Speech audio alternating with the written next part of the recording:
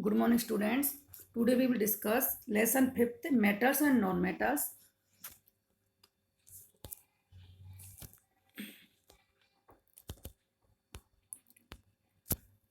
तो मेटेरियल्स जो हमने दो उसमें कैटेगरी डिवाइड कर दी हैं, मेटल्स एंड नॉन मेटल्स में। मेटल्स जो होते हैं उन्हें कहते हैं धातु और नॉन मेटल्स मीन्स अधातु। तो जो मेटल और नॉन मेटल जो धातु है इनको हमने डिस्टिंग्विश मीन्स डिफरेंस कर दिया, इन दोनों में अलग अलग कर दिया इन दोनों को।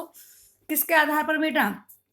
On the basis of their physical and chemical properties. Physical means भौतिक और केमिकल मीन्स रासायनिक। इन दोनों गुणों के आधार पर हमने मेटल और नॉन मेटल्स को अलग अलग कैटेगरीज में डिवाइड कर दिया है। सबसे पहले metals, physical properties of metals. ऐसी क्या फिजिकल प्रॉपर्टी, फिजिकल में जिनको हम देख के बता दें कि ये मेटल है, जो हमें दिख जाती हैं। तो ऐसी कौन सी फिजिकल प्रॉपर्टीज के आधार पर हमने मेटल्स को नॉन मेटल से अलग कर दिया है। पहला, मेटल्स की क्या है? They have shining surface in their pure state.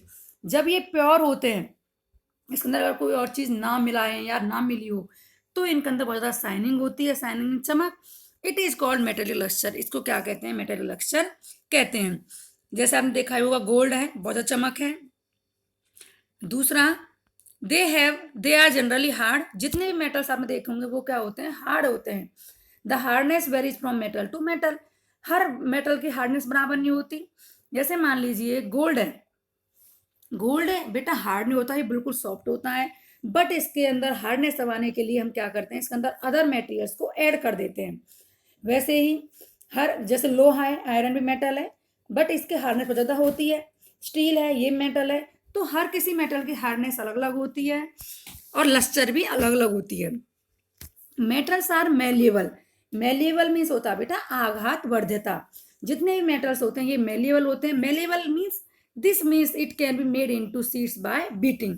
मतलब जो भी मेटल होगा उसको अगर आप हथौड़े से पीटोगे तो क्या होगा? ये मेटल टूटेगा नहीं, वो किसमें बदल जाएगा? पतली पतली चादरों में बदल जाएगा। उसे कहते हैं मेल्येबिलिटी या malleable. Ductile which means it can B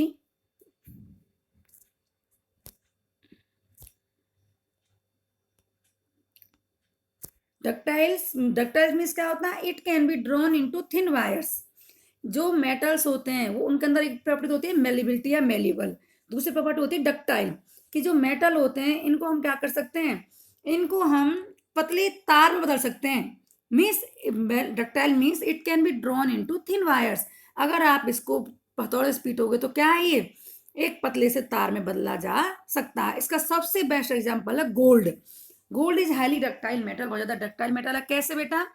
कि गोल्ड के अगर 1 ग्राम आप गोल्ड लोगे तो उस 1 ग्राम गोल्ड से, गोल्ड 1 ग्राम बहुत कम होता है, उस 1 ग्राम गोल्ड से आप 2 किलोमीटर लंबी वायर भी बना सकते हो। इसका मतलब क्या? मेटल के अंदर डक्टिलिटी पावर बहुत ज्यादा होती है। They are good conductor of heat and have high melting point. अगला, जितने मेटल्स होते हैं ये अच्छे सुचालक, मीन्स हीट के और इलेक्ट्रिसिटी दोनों ही इसके अंदर बहुत अच्छे से पास हो जाती है। आप देखते ही हो कॉपर, अपने घर हम देखते हैं जो हमारी वायर होती है वो किसकी बनी होती है? कॉपर की, तभी तो उसके अंदर से बिजली पास हो जाती है। और अगर हम सिल्वर, सबसे बेस्ट बेटा सिल्वर होता है इलेक्ट्रिसिटी का कंडक्टर या हीट का। बट हम इनको यूज नहीं कर पाते सिल्वर और चांदी को, क्योंकि ये थोड़ा एक्सपेंसिव पड़ता है, इसलिए हम इसको यूज नहीं ले पाते। दे कंडक्ट इलेक्ट्रिसिटी मैं बता ही चुकी हूँ, इनके अंदर इलेक्ट्रिसिटी बह जाती है। ठीक है बेटा। और मेलेबिलिटी में आपने देखा होगा एल्यूमिनियम फॉइल जो अपने घरों में यूज करते हैं, एल्यूमिनियम फॉइल, ये मेलेबल ये एल्यूमिनियम होता है। कितनी पतली चादर होती है, एल्यूमिनियम से बनी होती है। इसका मतलब क्या है? ये पतली पतली चादरों में बदल जाता है। Most of metals are sonorous which means it can produce sound. जितने भी मेटल्स होते हैं उन सोनोरस होते हैं। मीन्स अगर आप किसी मेटल को किसी चीज से पीटोगे, जैसे आपके स्कूल में देखते हो आप, बेल होती है स्कूल में, घंटी जो होती है उसे हथौड़े से मारते हैं तो आप देखते होंगे उसमें से साउंड प्रोड्यूस होती है। इसका मतलब क्या है? ये मेटल्स क्या होते हैं?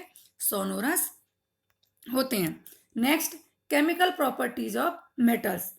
जो मेटल्स की जो केमिकल प्रॉपर्टीज हैं वो क्या क्या होती हैं? पहला, metals combine with oxygen to form metal oxide. जब भी कभी मेटल ऑक्सीजन के साथ रिएक्शन करेंगे तो क्या बनाते हैं बेटा? मेटल ऑक्साइड बना लेते हैं, प्लस में वाटर बनाते हैं। और ये भी डिपेंड करता है बेटा, ये हाई रिएक्टिव है तो बहुत तेजी से वो करेगा ऑक्सीजन के साथ रिएक्ट, और आग भी पकड़ लेता है कई बार। ठीक है बेटा। तो ये आपके सिलेबस में ज़्यादा डिटेल से नहीं है, बस आपके में इतना ही है कि जो मेटल्स हैं वो ऑक्सीजन के साथ रिएक्ट करते हैं और वो क्या बना लेते हैं, मेटल ऑक्साइड बना लेते हैं। जैसे आपको एग्जाम्पल दिख रहा है, Cu means copper, O2 means oxygen. Copper plus oxygen दोनों क्या हुए, ये रिएक्ट किए और क्या बन गया, कॉपर ऑक्साइड बन गया। वैसे ये aluminium Al plus 3O2 oxygen क्या बन गया, Al2O3 means aluminium oxide. Most metal oxide are insoluble in water. ज्यादातर जो मेटल ऑक्साइड होते हैं, ये जो बना है कॉपर ऑक्साइड या एल्यूमिनियम ऑक्साइड, ये मेटल ऑक्साइड ही था बेटा, मेटल ही था कॉपर। ऑक्सीजन साथ रिएक्ट कर गया तो क्या बन गया, कॉपर ऑक्साइड। एल्यूमिनियम साथ रिएक्ट किया तो एल्यूमिनियम ऑक्साइड। तो ये मेटल ऑक्साइड है जो ये पानी में डिजोल्व नहीं होते, इनसॉल्युबल होते हैं पानी में। ये मेटल ऑक्साइड आर सॉल्युबल। अगर ये सॉल्युबल हैं तो ये क्या बना लेते हैं, दे फॉर्म एल्कलाई, ये एल्कलाई बना लेते हैं। जैसे Na2O सोडियम ऑक्साइड, ये क्या है, मेटल ऑक्साइड है सोडियम ऑक्साइड। अगर ये पानी में डिजोल्व है H2O के साथ ही डिजोल्व किया और क्या बन गया, सोडियम हाइड्रोक्साइड बन गया, मीन्स मेटल ऑक्साइड हाइड्रोक्साइड बन गया। तो ये बेस बन गया ना, NaOH बेस होता है। ये रहा Na2O plus H2O। Na2O metal oxide था, सोडियम ऑक्साइड है, मेटल मेटल ही था सोडियम, तो ये सोडियम ऑक्साइड मेटल ऑक्साइड है प्लस H2 के साथ रिएक्शन किया तो क्या बन गया, NaOH, एक बेस बन गया। ऐसे K2O पोटेशियम ऑक्साइड H2 के साथ रिएक्ट किया तो क्या बन गया, KOH मीन्स पोटेशियम हाइड्रोक्साइड। और यहाँ पर ये जो OH दिख रहे हैं बेटा, ये OH आपको बता रहे हैं कि ये बेस बन के तैयार हो गया है। Sodium potassium react very easily with oxygen. मैंने पहले बताया था जो हाई रिएक्टिव मेटल होते हैं बेटा, वो बहुत तेजी से ऑक्सीजन के साथ रिएक्ट करते हैं और ऑक्सीजन साथ रिएक्ट करके क्या कर देते हैं, ये आग पकड़ लेते हैं। इसलिए ये आग ना पकड़े, इसके लिए ये क्या करते हैं, हम इन्हें इमर्ज कर देते हैं केरोसिन ऑयल में, मिट्टी के तेल में। Magnesium, aluminium, zinc, lead form thin layers of oxide when kept in open. और ये मैग्नीशियम, एल्यूमिनियम वगैरह अपने ऊपर एक पतली सी लेयर बना लेते हैं ऑक्साइड को। ऑक्साइड की प्रोटेक्टिव लेयर की तरफ काम करती है, मीन्स फर्दर रस्टिंग को रोक लेती है, जंग लगने से या इसको अंदर क्रोजन होने से रोक लेती है। इसलिए ये क्या है, ये अपने ऊपर से ऊपर क्या बन जाती है, ऑक्साइड्स की लेयर बन जाती है। अब बेटा reaction of metal with water, water के साथ रिएक्ट करते हैं। Metal produce metal oxide plus hydrogen on reaction with water.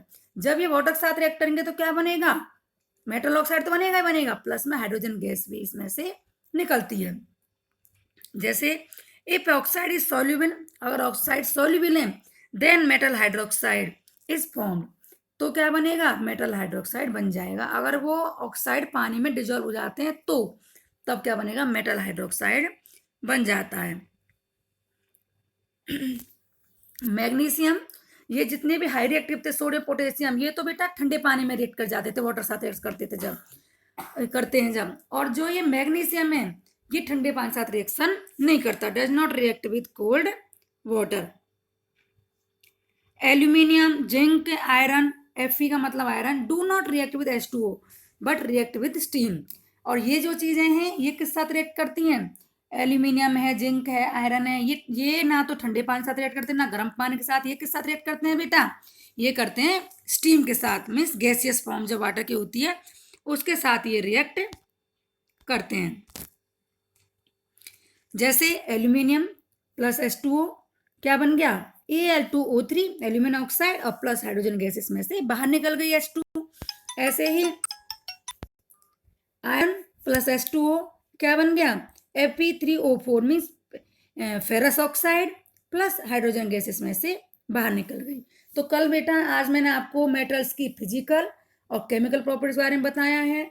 इसमें आपको बस एक चीज ध्यान रखनी है, अगर मेटल कर रहे हैं ऑक्सीजन के साथ रिएक्ट तो मेटल ऑक्साइड बन रहे हैं, अगर वो मेटल ऑक्साइड वाटर में डिजोल्व हो जाते हैं तो बेस बना लेते हैं, और अगर वो पानी के साथ रिएक्ट करते हैं तो क्या बनाते हैं, ऑक्साइड प्लस हाइड्रोजन गैस बाहर निकल जाती है। और वो हाई रिएक्टिव हैं जो वो तो नॉर्मल पानी के साथ रिएक्ट कर जाते हैं, ठंडे पानी के साथ भी। जो लेस रिएक्टिव होते हैं वो गर्म पानी के साथ, और जो बिल्कुल ही कम रिएक्टिव होते हैं जैसे आयरन है और एल्यूमिनियम है, तो ये तो बेटा स्टीम के साथ रिएक्ट करते हैं, मीन्स वाष्प के साथ। Thank you students.